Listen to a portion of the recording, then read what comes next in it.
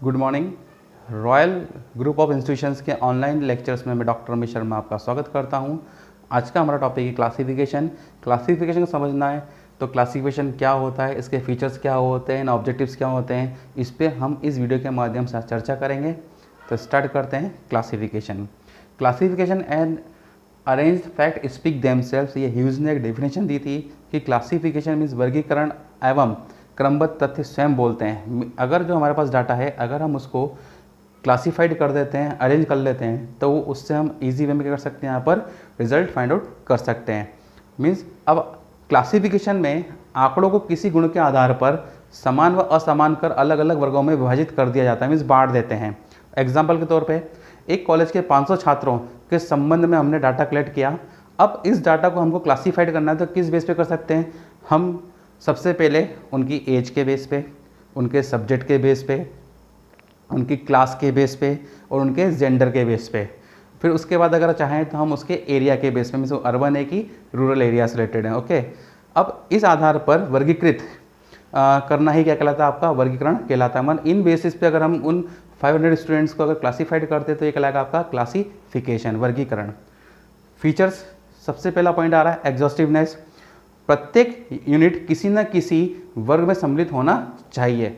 Means अगर हम बोलें कि जो हमारे पास डाटा आया है वो कोई एक पर्टिकुलर ग्रुप में क्या होना चाहिए, शामिल होना चाहिए। परंतु अगर मान लीजिए कोई डाटा उस ग्रुप में शामिल नहीं होता है तो हमको उसके लिए एक अलग से ग्रुप क्रिएट करना होगा, मीन्स एक अलग से वर्ग बनाना होगा। वेल डिफाइंड, स्पष्ट होना चाहिए। वर्गीकरण की जो योजना हम बना रहे हैं वो स्पष्ट, सरल और निश्चित होना चाहिए, ताकि कौन सी यूनिट किस वर्ग में जाए ये हमें पहले से ही मालूम पड़ जाए और आगे कैलकुलेशन हमको किसी प्रकार की प्रॉब्लम ना हो। स्टेबिलिटी, जिसको बोलते हैं हम स्थिरता। समूह में कितने वर्ग होंगे एवं प्रत्येक वर्ग में कौन कौन से पद शामिल होंगे ये पहले से निश्चित कर लेना चाहिए, ताकि बाद में हमें कैलकुलेशन में कोई प्रॉब्लम ना आए। मीन्स जब हमको एनालिसिस करेंगे उस डाटा के बेस पे तो हमारे को सामने कोई प्रॉब्लम क्रिएट ना हो। होमोजेनिटी, जिसको बोलते हैं हम सजातीयता। सजातीयता, वर्ग की इकाइयों में सजातीयता होना चाहिए। मीन्स जो भी हमारे पास ग्रुप आ रहे हैं उनमें क्या होना चाहिए, होमोजेनिटी होना चाहिए। मीन्स जैसे एग्जांपल के तौर पर मैं बात करी कि मैंने एक पॉपुलेशन से रिलेटेड डाटा कलेक्ट करा। अब पॉपुलेशन में डाटा कलेक्ट करा तो मेल और फीमेल, तो मेल से रिलेटेड डाटा ये एक सजातीय ग्रुप हो गया, फीमेल ये एक ग्रुप हो गया, पर दोनों क्या हो रहे हैं यहाँ पर अलग अलग होमोजेनिटी ग्रुप से हो रहे हैं। ठीक, वो कहलाता है आपका सजातीयता। तो अब महिलाओं से संबंधित जो डाटा आ रहा है वो महिला वाले ग्रुप में जाएगा और पुरुष से रिलेटेड जो डाटा आ रहा है वो पुरुष वाले ग्रुप में जाएगा। ठीक, नेक्स्ट सूटेबिलिटी, जिसको बोलते हैं हम अनुकूलता। वर्गीकरण अनुसंधान के उद्देश्य के अनुकूल होना चाहिए। यदि श्रमिक के आर्थिक स्तर पर अध्ययन करना है तो हमको उसकी आय के अनुसार वर्ग बनाने होंगे। अब आय के अनुसार वर्ग बनाने होंगे तो कैसे? उच्च वर्ग, उच्च आय वर्ग, निम्न आय वर्ग और मध्यम आय वर्ग। ये क्या हो गए? ये आय वर्ग को हमने क्लासिफाइड कर दिया 3 कैटेगरी में, means high level, low level और मॉडरेट लेवल। ठीक, ये होते हैं इनकम बेस पे उसको क्लासिफाइड करेंगे हम। नेक्स्ट बात करते हैं हम ऑब्जेक्टिव्स की। तो ऑब्जेक्टिव में सबसे पहला ऑब्जेक्टिव कौन सा आ रहा है यहाँ पर? To make data easy and concise. Means कि जो हमारे पास डाटा आ रहा है उसको सरल बनाना। मीन्स क्लासिफिकेशन सामग्री जटिलता को दूर करता है। जब हमारे पास जो डाटा आ रहा है वो डाटा क्या होगा, हमारे लिए कॉम्प्लेक्स होगा, जटिल होगा, तो वो कह रहा है यहाँ पर कि क्लासिफिकेशन जो होता है वो उस जटिलता को दूर करता है। मीन्स तथ्यों को सरल एवं संक्षिप्त रूप प्रदान करता है ताकि हम उसको आसानी से समझ सकें। जैसे एग्जाम्पल के तौर पे 1000 स्टूडेंट्स हैं स्टैटिस्टिक्स एक कॉलेज के अंदर, जिन्होंने एक अकाउंट्स का पेपर दिया और उसमें उन्होंने कुछ मार्क्स ऑब्टेन करे। कितने? 1000 स्टूडेंट्स हैं। क्या हम उस 1000 स्टूडेंट्स से जो मार्क्स ऑब्टेन करें उससे कोई निष्कर्ष निकाल सकते हैं? नहीं निकाल सकते। परंतु अब अगर उस 1000 स्टूडेंट्स ने जो मार्क्स ऑब्टेन करें, अगर हम उनको कुछ ग्रेडिंग प्रोवाइड कर दें, जैसे for example first grade, second grade और थर्ड ग्रेड, तो हम कह सकते हैं कि इतने परसेंटेज स्टूडेंट्स फर्स्ट ग्रेड में हैं, इतने परसेंट स्टूडेंट सेकंड ग्रेड में हैं और इतने परसेंट स्टूडेंट थर्ड ग्रेड में हैं। तो ये क्या हो गया? ये हो गया क्लासिफिकेशन। नेक्स्ट बात करते हैं to clarify similarities and dissimilarities. Means समानता और असमानताओं को स्पष्ट करना।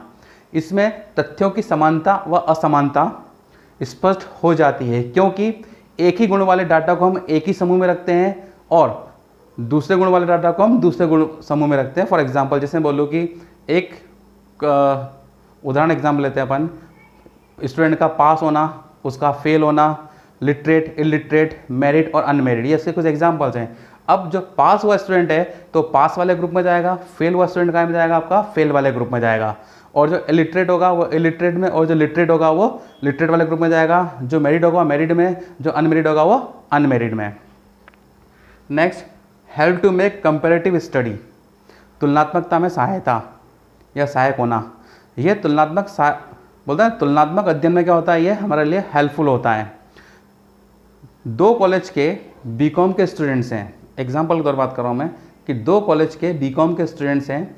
अब हम क्या कर सकते हैं, कंपेरिजन कैसे करेंगे कि कौन से कॉलेज में बेहतर मीन्स अच्छा अध्ययन कराया जाता है, मीन्स अच्छी स्टडी है, तो ये हम उसको कंपेयर कर सकते हैं किसके बेस पे, क्लासिफिकेशन के बेस पे। अब क्लासिफिकेशन किस बेस पे करेंगे, तो एक कॉलेज में बीकॉम के स्टूडेंट्स का रिजल्ट और दूसरे कॉलेज में बीकॉम के स्टूडेंट का रिजल्ट, दोनों रिजल्ट के बेस पे कर सकते हैं। यहाँ पर हम क्लासिफिकेशन कर सकते हैं कि कौन सा कॉलेज बेहतर स्टडी प्रोवाइड कर रहा है स्टूडेंट्स को, यही कह सकते हैं कि कौन से कॉलेज में स्टडी लेवल अच्छा है। ठीक, नेक्स्ट अगला बात कर रहे हैं अपन, to reveal similarities and dissimilarities, means विविधता में एकता प्रकट करना। इसकी सहायता से मीन्स क्लासिफिकेशन की सहायता से समान अंक एवं जितने भी हमारे पास जो डाटा हमने कलेक्ट करे हैं, ये ठीक है ना, जितने भी डाटा हैं वो सब अगर इक्वल हैं मीन्स समान है तो एक स्थान पर आ जाते हैं, और अगर वो असमान है तो दूसरे स्थान पर चले जाएंगे। मीन्स अगर वो एक ही ग्रुप से रिलेटेड हैं, या बोलते हैं ना जैसे अपन ने बात करी थी यहाँ पर होमोजेनिटी वाली कि सजातियाँ हैं, अगर वो जिस ग्रुप से रिलेटेड है वो उसी ग्रुप में जाएंगे, और जिस ग्रुप से रिलेटेड नहीं है उस ग्रुप में नहीं जाएंगे। मीन्स अगर वो समान ग्रुप है तो उसी ग्रुप में जाएंगे, और अगर उस ग्रुप से संबंधित नहीं है तो फिर दूसरे ग्रुप में वो जाएंगे। वो कहलाता है आपका to reveal similarities in dissimilarities. Last, to provide base for tabulations. बिल्कुल, मीन्स जब हम क्लासीफाइड करते हैं तो क्लासीफिकेशन करेंगे तो हम जो डाटा है उसको किस रूप में कन्वर्ट करेंगे, उसको करेंगे हम टेबल के फॉर्म में कन्वर्ट।